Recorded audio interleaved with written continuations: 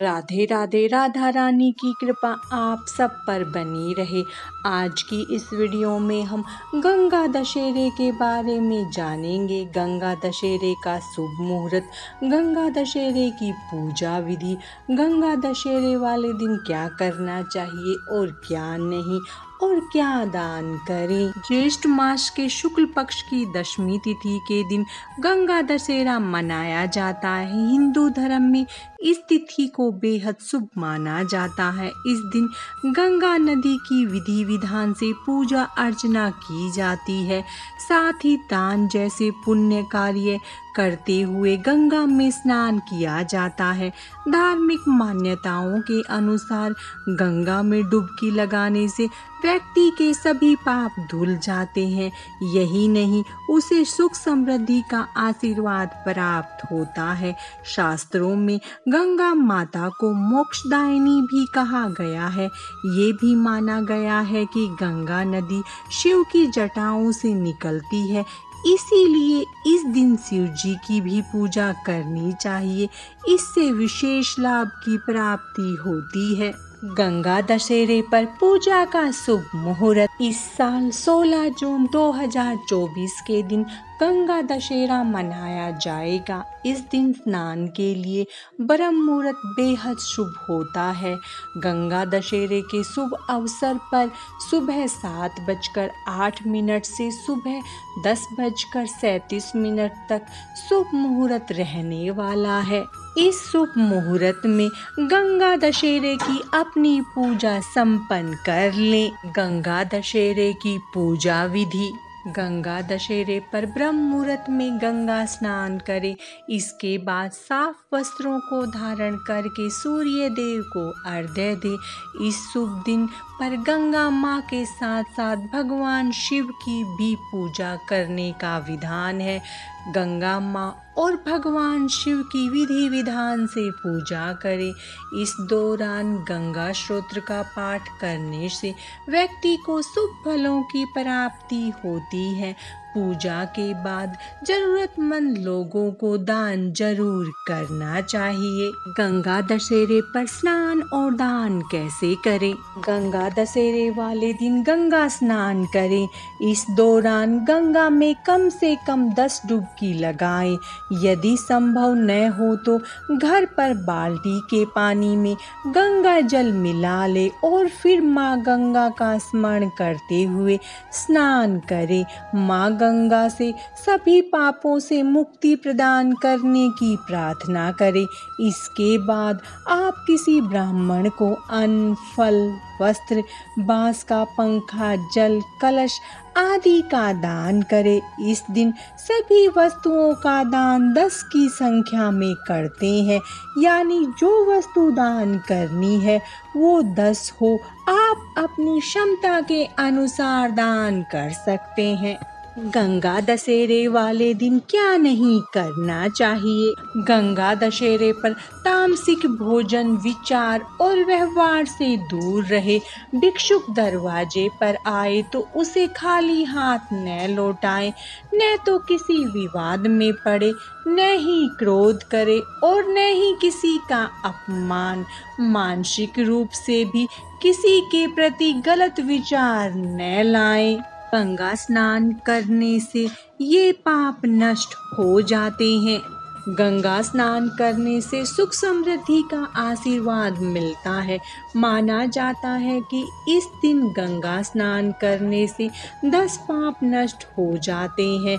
निषिद्ध हिंसा, पर स्त्री गमन, बिना दी हुई वस्तु को लेना, कठोर वाणी, दूसरे के धन को लेने का विचार, दूसरों का बुरा करना, व्यर्थ की बातों में दुराग्रह, झूठ बोलना, चुगली करना, दूसरों का अहित करना शामिल है।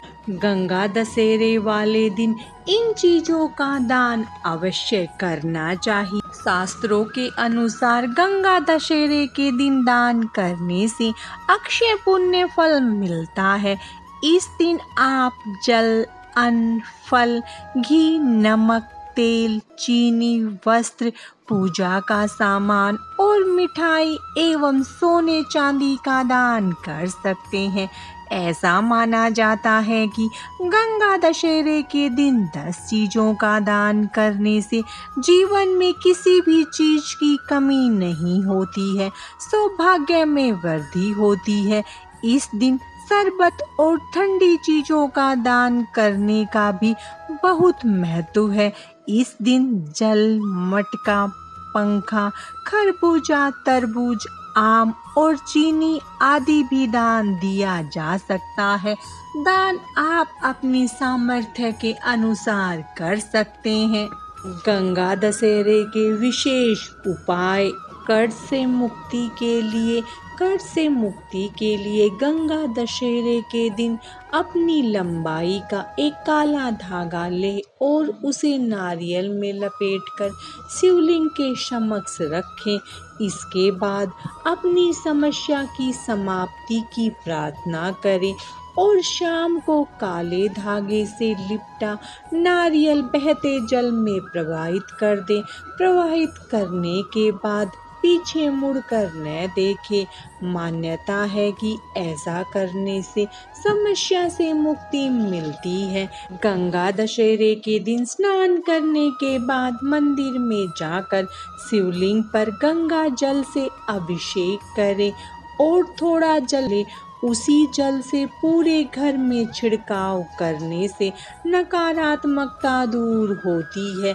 इसके साथ ही धन आगमन की रुकावटें खत्म हो जाती हैं। अगर लंबे समय से नौकरी या व्यापार में बाधा का सामना करना पड़ रहा है तो गंगा दशहरे के दिन एक मिट्टी का घड़ा ले, उसमें गंगा जल की कुछ बूंदें और थोड़ी शक्कर डालें। आप घड़े में पानी भरकर किसी गरीब या जरूरतमंद को दान करें। मान्यता है ऐसा करने से नौकरी में आने वाली बाधाएं खत्म होती हैं। गंगा दशहरे के दिन अपने इष्ट देव की पूजा करने के बाद अपने घर के मंदिर में एक तांबे के बर्तन में गंगा जल भरकर जरूर रखें। ऐसा करने से घर में मौजूद जितनी नकारात्मकता है सब खत्म होगी और सकारात्मक ऊर्जा का संचार होगा। गंगा दशहरा व्रत कथा। प्राचीन काल में अयोध्या में सगर नाम के राजा राज्य करते थे। उनके केशिनी और सुमति नाम की 2 रानियां थी। केशिनी से अंशुमान नामक पुत्र हुआ तथा सुमति के 60,000 पुत्र थे। एक बार राजा सगर ने अश्वमेध यज्ञ किया। यज्ञ की पूर्ति के लिए एक घोड़ा छोड़ा। इंद्र यज्ञ को भंग करने हेतु घोड़े को चुराकर कपिल मुनि के आश्रम में बांध आए। राजा ने यज्ञ के घोड़े को खोजने के लिए अपने 60,000 पुत्रों को भेजा। घोड़े को खोजते खोजते वे कपिल मुनि के आश्रम में पहुँचे तो उन्होंने यज्ञ के घोड़े को वहां बंधा पाया। उस समय कपिल मुनि तपस्या कर रहे थे।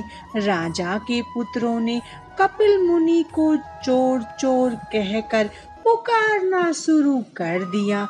कपिल मुनि की समाधि टूट गई तथा राजा के सारे पुत्र कपिल मुनि की क्रोधाग्नि में जलकर भस्म हो गए। अंशुमान पिता की आज्ञा पाकर अपने भाइयों को खोजता हुआ जब मुनि के आश्रम में पहुंचा तो महात्मा गरुड़ ने उसके भाइयों के भस्म होने का सारा वृतांत कह सुनाया।